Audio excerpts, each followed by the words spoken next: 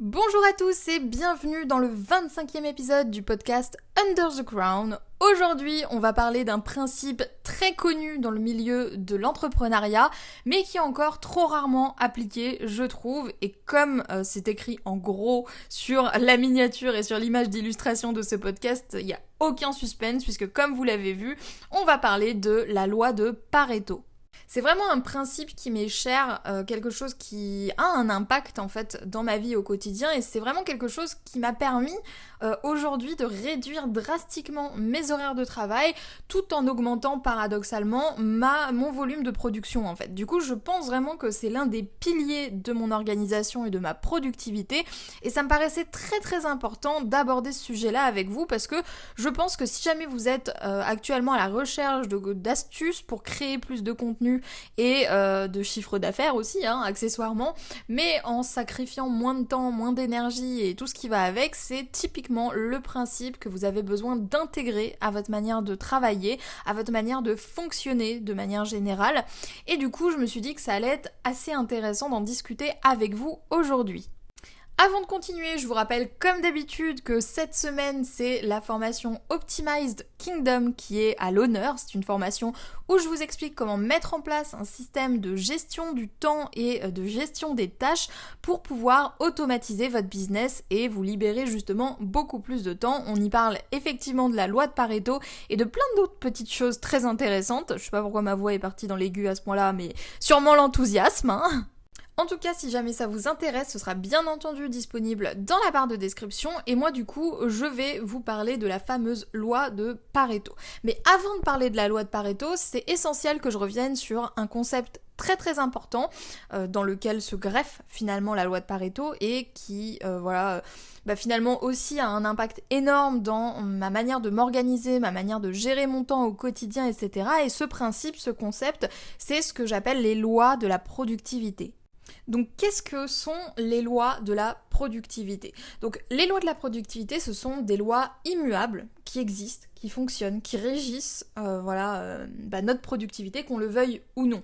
Si jamais on arrive à comprendre comment ces lois fonctionnent et qu'on arrive à les maîtriser, on va être capable de travailler en accord avec elles plutôt que de les combattre en permanence.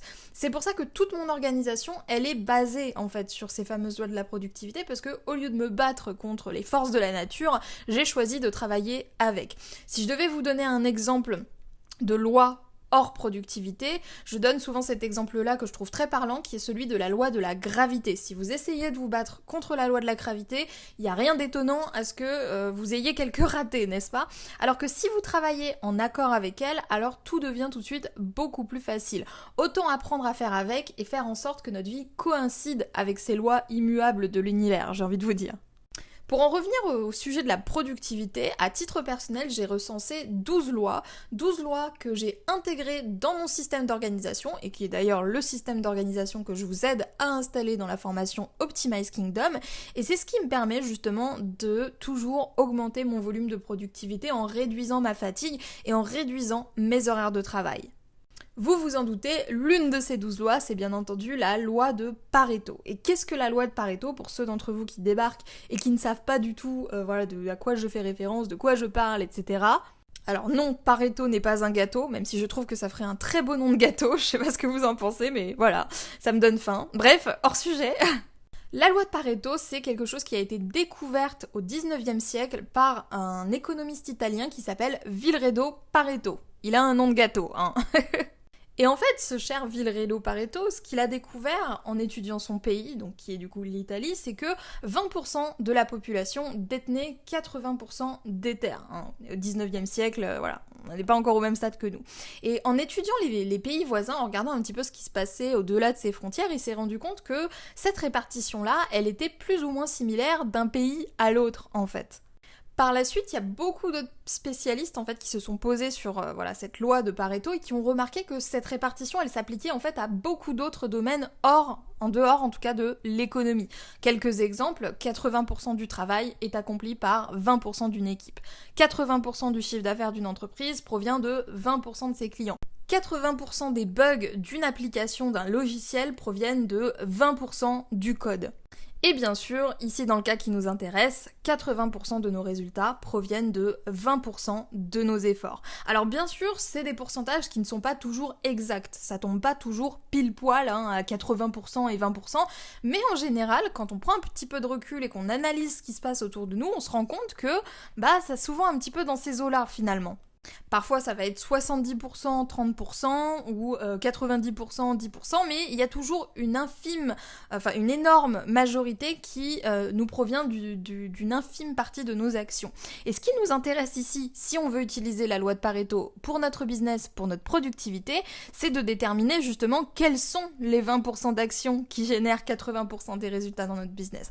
Parce que de cette manière-là, on peut se concentrer sur ces 20% d'actions pour les amplifier et éviter de perdre du temps pour 20 petits pourcents de résultats, si vous me suivez. Souvent, je vois beaucoup d'entrepreneurs, et pas que des newbies, ne vous sentez pas au-dessus de tout ça, même si ça fait des années que vous êtes dans le business, mais je vois beaucoup d'entrepreneurs qui perdent beaucoup de temps, un temps mais qui est incroyable à mes yeux, sur des tâches qui finalement leur rapportent si peu de résultats que ça en devient presque, j'ai envie de dire ridicule, mais c'est pas ridicule, je comprends qu'on puisse passer par là, et moi-même je suis passée par là avant. Mais si votre objectif aujourd'hui c'est de passer moins de temps à bosser et d'être plus efficace dans ce que vous faites, alors je pense que c'est très important de comprendre que c'est essentiel en fait d'être en harmonie avec la loi de Pareto si vous voulez relever ce défi. C'est pour ça qu'aujourd'hui j'ai décidé de vous en parler et de creuser cette question avec vous. Du coup, dans ce podcast, j'aimerais vous donner des conseils pour pouvoir appliquer la loi de Pareto dans votre business. Vous n'êtes pas obligé de tout appliquer d'un coup, bien entendu. Il faut y aller petit à petit et graduellement pour que ça s'ancre dans votre manière de travailler. Mais je pense que c'est un excellent point de départ. Si vous retenez ne serait-ce qu'une seule chose de ce que j'ai dit dans ce podcast, alors ça va avoir un impact énorme. On peut toujours appliquer la loi de Pareto ici. Si vous ne prenez que 20% de ce que je dis dans ce podcast, ça peut vous donner 80% de résultats. Elle s'applique partout, cette loi de Pareto, décidément. En fait, souvent, ce qui est le plus difficile quand on se décide à appliquer ce principe, c'est de déterminer quels sont ces 20% d'actions qui engendrent tant de résultats. Et souvent, c'est ça qui pose le plus problème. Comment on fait pour savoir lesquelles de nos actions nous rapportent des résultats ? Parce que souvent, on se rend compte que c'est très difficile à mesurer tout ça. En tant que web entrepreneur, la frontière entre l'utile et l'inutile, elle est mince, elle est très mince, et on peut avoir beaucoup de mal à réaliser ce qui a un impact sur nos résultats, surtout si on n'est pas un fou des statistiques et qu'on mesure pas exactement tout ce qu'on fait et tous les résultats en fait engendrés par nos actions. Et il y a très peu de personnes qui trouvent la patience de faire ça. Pour moi déjà, il y a deux étapes simples pour faire un premier tri et pour y voir un petit peu plus clair. La première étape, c'est l'étape de recensement. Donc on va noter toutes les tâches qu'on effectue, qu'elles soient importantes ou non. On va vider son cerveau, comme j'aime bien vous le dire. Donc on va faire ça soit avec un logiciel, soit directement sur un outil de notes, ou même sur un cahier. Vous faites comme vous le sentez. Mais vous allez noter tout ce que vous avez à faire, tous vos process dans le moindre détail.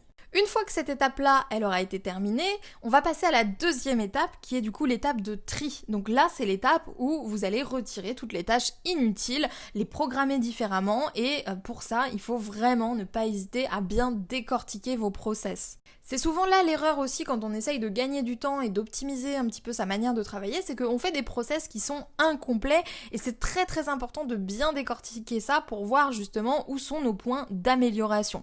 D'ailleurs, n'oubliez pas que dans Optimize Kingdom, il y a justement un module, pas un process, mais quoique c'est un process aussi, vous me direz. En tout cas, il y a un module qui est dédié à cette question, à comment optimiser ses process, comment faire ses process et comment faire en sorte de perdre le moins de temps que possible. Donc si jamais ça vous intéresse, comme d'habitude, barre de description. Mais une fois que vous avez fait ces deux étapes-là, donc l'étape de recensement et l'étape de tri, il va falloir passer aux questionnements qui vont vous permettre de déterminer quelles sont les actions qui engendrent le plus de résultats dans votre business. La première question, c'est est-ce que j'aime faire ça ? Je pense que c'est très important de se poser cette question-là parce que je vois beaucoup d'entrepreneurs qui se noient dans des actions qui, en plus d'être inutiles, ne leur tiennent pas à cœur.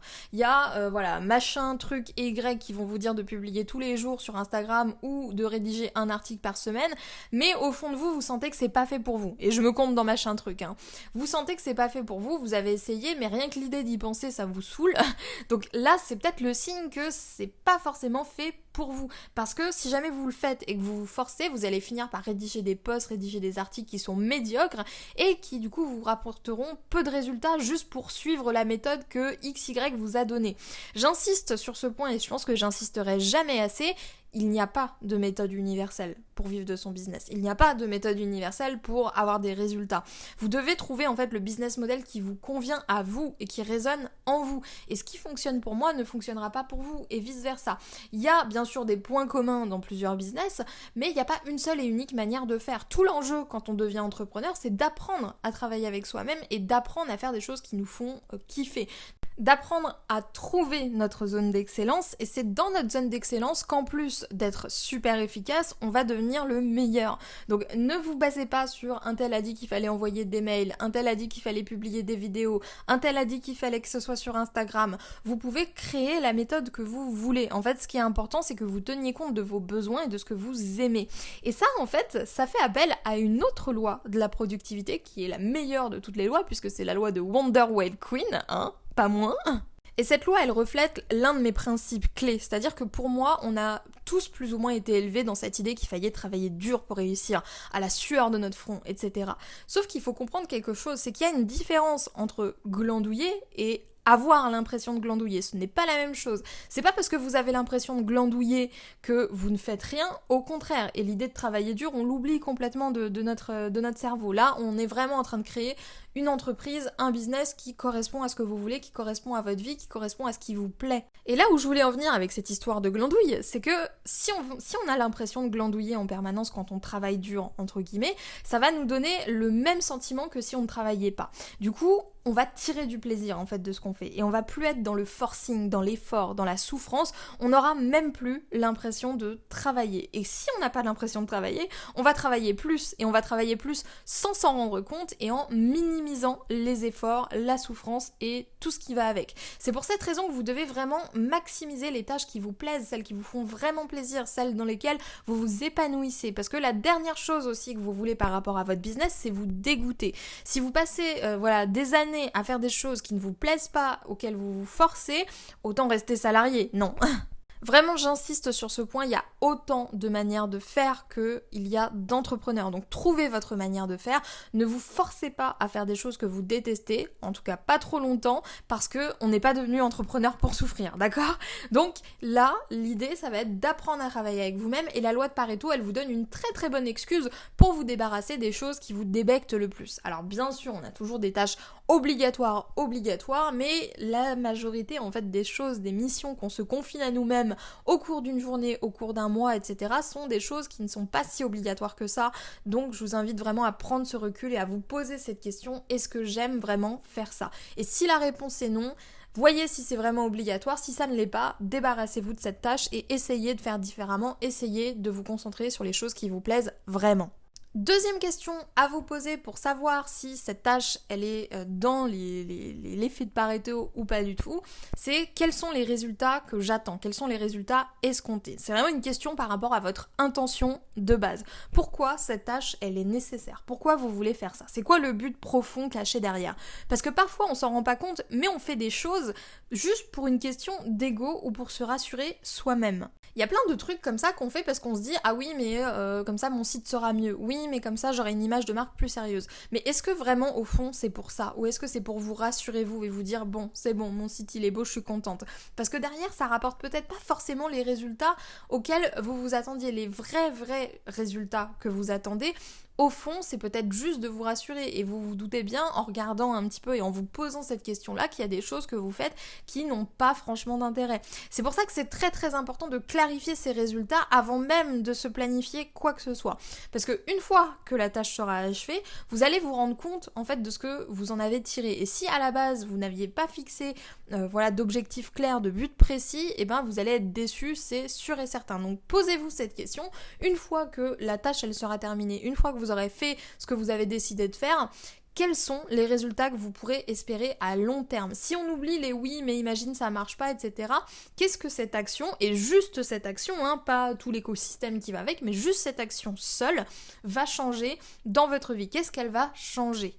On peut aussi se poser la question en termes de retour sur investissement, c'est-à-dire est-ce que ces résultats absolus que j'obtiens en me disant voilà, si j'imagine le meilleur scénario possible, j'arrive à faire ma tâche, etc. Est-ce que vraiment ça en vaut la peine de passer ce temps, de gaspiller peut-être cette énergie dedans? Je vous donne un exemple. Voilà, je passe 2 heures par jour à faire des publications sur Instagram. Ce que je veux en faisant des publications sur Instagram, c'est avoir des milliards de followers et des milliers de likes sous ma photo. Donc ça c'est bien, j'ai clarifié, tout est ok, mais est-ce que c'est vraiment utile pour mon business d'avoir des likes sous une photo? Parce que là en fait l'action de poster quelque chose sur Instagram, elle va générer ça comme résultat. Elle va générer des likes, des commentaires, des followers, mais mon vrai objectif en fait c'est d'avoir des clients. Donc peut-être que je peux me passer de cette heure à passer en fait finalement à faire des publications Instagram qui vont certes me permettre d'avoir des likes mais qui ne vont pas aider mon entreprise à grandir, à prospérer. C'est un exemple parmi mille, hein. Vous savez que j'aime bien donner l'exemple d'Instagram. Mais ça vaut pour toutes les tâches de l'univers. Il y a des fois où on fait des choses et juste parce qu'on n'a pas clarifié les résultats qu'on attendait, on se rend compte finalement que il n'y a pas de résultats et ça nous déprime. Donc posez-vous cette question, c'est très très très important. Autre question pertinente à vous poser, est-ce que c'est automatisable? Parce que y a plein de choses en fait qui sont automatisables. C'est là notre chance en tant que web entrepreneur, c'est qu'on peut automatiser un nombre de trucs fous. Et même sans rentrer dans du 80-20, si c'est automatisé, vous n'avez pas à le faire parce que ça se fait tout seul. Donc autant se poser cette question quand même. Je pense vraiment que ça devrait être un automatisme pour un web entrepreneur de penser en termes d'automatisation. Pourquoi on ferait manuellement des choses qui peuvent être faites automatiquement? Pourquoi on perdrait ce temps qui est déjà assez précieux comme ça? Il y a des outils comme Zapier et IFTTT qui vous permettent justement d'automatiser un nombre de choses incroyables, que ce soit dans votre business ou dans votre vie perso, donc je vous invite vraiment à vous renseigner à ce sujet-là parce que chaque clic que vous gagnez, chaque clic que vous épargnez, chaque action que vous gagnez, c'est du temps gagné que vous pouvez consacrer à autre chose, quelque chose de plus important, où vous êtes beaucoup plus indispensable et vous n'êtes pas remplaçable par ce genre d'application. Dans Optimize Kingdom, je vous donne justement des astuces pour automatiser un maximum des tâches fréquentes et chronophages. Par exemple, moi, je vous le dis souvent, mais ça fait pas de mal de le répéter ici, je ne publie plus manuellement mes vidéos et mes podcasts sur YouTube. Là, le podcast, il s'est posté tout seul, en fait, depuis mon fichier Dropbox, parce que c'est Zapier qui s'en est occupé pour moi, et ça me fait gagner un temps monstrueux, parce que je me souviens encore qu'à l'époque où je le faisais, je devais attendre que l'upload se fasse, etc. Ça prenait 1000 ans, enfin, c'était insupportable. Et là, maintenant, j'ai plus rien à faire. Je finis mon podcast, je l'enregistre sur mon ordi et il se publie automatiquement. Donc c'est quand même plutôt pas mal, ça. Donc ce genre d'action, je vous le montre dans Optimize Kingdom et je vous aide à créer vos propres process automatisés sur Zapier. Donc n'hésitez pas à vous procurer cette formation si vous sentez qu'il est temps de modifier votre manière de travailler pour gagner plus de temps et être beaucoup plus efficace. Une question importante, mais moins qu'il n'y paraît, c'est ok, combien de temps elle me prend cette tâche ? Pourquoi je dis que c'est pas important? Parce qu'il y a beaucoup de pièges. Le piège, c'est de se dire que parce qu'une action prend 5 minutes, elle est forcément nécessaire. Alors que pas du tout. Le truc, c'est que si on perd 5 minutes à gauche, 5 minutes à droite, etc., tout au long de la journée sur des tâches qui n'ont que très peu d'intérêt, ça peut être fatal, en fait, à votre concentration et à votre focus. C'est pour ça que moi, il y a plein de petites tâches comme ça qui durent 5 minutes, qui en soi, quand on les délègue, les gens se demandent sûrement pourquoi je délègue des choses aussi insignifiantes, mais en fait, c'est parce que ça me permet de maintenir ma concentration et mon focus. Et vous le savez, on en a pas mal parlé ces dernières semaines. Le focus, la concentration, c'est vraiment des éléments clés pour rester organisé, pour rester efficace, pour rester productif et ne pas se polluer, ne pas augmenter sa charge mentale. Donc cette question, combien de temps ça prend, elle peut être très utile pour les tâches chronophage à supprimer, mais ça veut pas pour autant dire qu'il faut oublier les petites tâches de 5 minutes et se dire vu que ça dure 5 minutes, je peux le faire, parce que c'est le pire piège dans lequel on puisse tomber quand il est question d'efficacité et de productivité. Bien sûr, ce sera toujours plus parlant sur des tâches qui vous prennent plusieurs heures. Supprimer une tâche qui prend plusieurs heures, ça vous libérera d'un énorme poids en fait et d'un temps non négligeable par rapport à des petites tâches, mais c'est pas pour autant qu'il faut ignorer les petites tâches de 5 minutes. Si je reprends du coup cet angle sur les tâches chronophages, il faut garder en tête quelque chose, c'est qu'une tâche, c'est pas censé être interminable. Si la tâche elle dure trop de temps, il faut que vous trouviez un moyen de simplifier le process, de réduire les étapes, de rendre ça moins pénible. Forcément, on a beaucoup moins envie de passer au travail, de passer à l'action quand on se dit j'en ai pour 2 heures à le faire, que si on se dit j'en ai pour une demi-heure. Donc plus vous allez réussir à réduire vos process et plus ce sera facile pour vous de vous motiver et du coup d'être efficace. Et la bonne nouvelle ici, c'est que notre chère loi de Pareto, elle s'applique aussi au process. Je vous donne un exemple. Pour rédiger un article, il n'y a que 20% des actions du process qui vous donneront 80% du résultat final, c'est-à-dire l'article terminé, publié. Les 20%, quels sont-ils ? C'est de rédiger l'article en lui-même. Donc moi par exemple, tout ce qui est correction et visuel, c'est supprimer et délayer, parce que les 20% les plus importants, c'est ça en fait, ce à quoi je consacre mon temps. Et grâce à ça, on a un article publié. Le diable, il se cache vraiment dans les détails. Vous connaissez cette vieille expression, c'est pas juste une expression, c'est aussi le reflet de la réalité. Donc je sais que ça peut être très difficile pour certains d'entre vous, mais il faut apprendre à lâcher prise sur votre perfectionnisme, parce que le perfectionnisme, il est très souvent, pour ne pas dire tout le temps, responsable de ces 80% qu'on passe à perdre notre temps, à soigner des détails, et qui implique finalement seulement 20% des résultats finaux. Donc prenez vraiment le temps de vous poser la question combien de temps ça prend, ne tombez pas dans le piège des 5 minutes et essayez de réduire au maximum ce qui vous prend le plus de temps. Enfin, on arrive ici sur un conseil clé et qui est très frustrant, je le conçois, hein. J'ai été la première à mal le vivre au départ et finalement maintenant c'est devenu un automatisme et je me sens beaucoup mieux comme ça, c'est de ne se planifier que le minimum vital. Encore plus si vous démarrez à peine votre entreprise ou si votre système d'organisation ou de planification ou de gestion du temps il est encore fragile. Prenez l'habitude de réduire au maximum le volume de tâches que vous avez à effectuer. Ça sert à rien de vous planifier des journées à rallonge si à chaque fois vous êtes obligé de tout redécaler au lendemain. Ici, ça me donne envie de vous parler de Stephen King parce que Stephen King, il a une méthode très intéressante pour ses romans, c'est que quand il en écrit un, il dit qu'il retire toujours minimum 10% de ce qu'il a écrit, que ce soit des mots, des phrases en trop, etc., pour rendre le texte plus clair, plus agréable à lire, etc. Je pense qu'on peut adopter la même approche avec la planification pour éviter ce que j'appelle du coup la surplanification, donc le fait de se planifier beaucoup trop d'actions alors qu'on n'a pas le temps en une journée de tout faire. En une journée ou en un mois, on s'entend, hein. Quand vous programmez votre temps, quand vous planifiez vos journées, partez du principe que vous devez travailler que le minimum vital et ne planifier que l'essentiel. Le reste, bien sûr, si vous voulez faire d'autres choses à côté, ça pourra être fait en bonus. Mais ce n'est rien d'autre que du bonus. Ne vous mettez pas la pression, en fait. Moi, je pense que sur plusieurs semaines ou même juste quelques mois, tant qu'à faire, ce test de planification survie, entre guillemets, il peut vraiment faire une énorme différence dans votre organisation de manière générale et dans votre stress aussi, parce qu'on se met beaucoup la pression quand on travaille tout seul. Donc faites attention à ça et ne planifiez que le minimum vital, vous allez voir que vous vous sentirez beaucoup mieux et vous arriverez bizarrement à faire tout ce que vous avez prévu de faire. Et si vous avez une tendance à la surplanification, n'hésitez pas à adopter la fameuse méthode Stephen King et à retirer toujours 10% de ce que vous avez planifié pour être sûr de ne pas vous surcharger. Si jamais vous sentez qu'il est temps pour vous d'adopter un système de gestion du temps et de planification des tâches qui soit optimisé et créé sur mesure pour votre métier d'entrepreneur et votre emploi du temps personnel, et que vous voulez automatiser un maximum de tâches pour que votre business travaille à votre place, pour pouvoir vous concentrer sur ces fameuses 20% d'actions qui vous généreront 80% des résultats, n'oubliez pas qu'Optimize Kingdom, c'est la formation où je vous explique tout avec le système complet que j'applique moi-même pour publier plus d'un contenu par jour en travaillant moins de 3 heures par jour. Ma moyenne, c'est entre une demi-heure et 3 heures en fonction des jours et de la motive.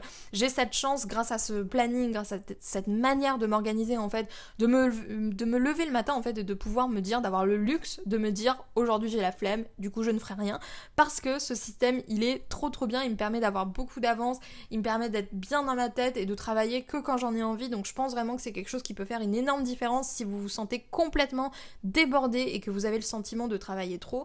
De toute façon, de manière générale, si vous travaillez plus de 3 à 5 heures par jour, c'est beaucoup trop, il faut réduire ça. Et Optimize Kingdom, c'est la formation qui est là pour vous aider à faire ça en suivant la loi de Pareto, mais aussi les 11 autres lois qui régissent notre productivité. Donc si ça vous intéresse, je vous invite à venir voir ça dans la barre de description.